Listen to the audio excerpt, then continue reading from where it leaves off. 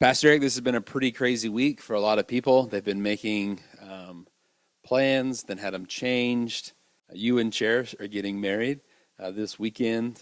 When this airs, you'll have just gotten married. You've had to change everything in the planning for your wedding. What has this week been like for you guys? Yeah, so it went from a lot of relief last week in thinking, oh, I'm not going to have to go to school. Cherish, I'm going to have so much time to be able to help you set up. And yeah, that was just dashed on the rocks very early on. So we found out, school's canceled, but also all meetings, gatherings of any more than 50 are prohibited. So Monday just kind of started out this whole process of trying to call and cancel 1,000 things. So we luckily everyone has been very gracious in refunding money. They've been very understanding about the situation, and everybody's going through this same thing, so it's not just us. So we actually ended up moving a small ceremony for Eric and Cherish's family here to Faith Church. And so Eric and Cherish came and met with us on Monday, and I was really just expecting the two of you to come in and be emotional basket cases, just to kind of be all like tethered by like a thread, And I was just amazed at how well both of you, but especially Cherish, was doing with, everything constantly changing from day to day, new guidelines coming out, constantly having to figure out. I mean, a wedding is a big deal to plan under normal circumstances, and so this has been just crazy. But you guys have seemed to be at peace. I'm sure that there have been moments that have been super difficult. So how's God comforted you through this week? Yeah, I think some of the hardest ones for Cherish was whenever it's going from 200 to 50, and she's like, I've got to cut all these people. I was pretty fine with everything up until my grandparents from North Carolina were like, we're not going to make it.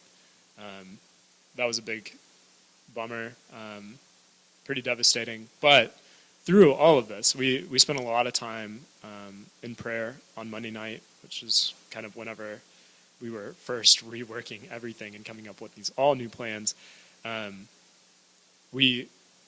We were going to watch a movie, and then I was like, Cherish, we just need to read a psalm and then pray through this psalm and think about all the ways that God has blessed us, even in this time where everything has been shaken up.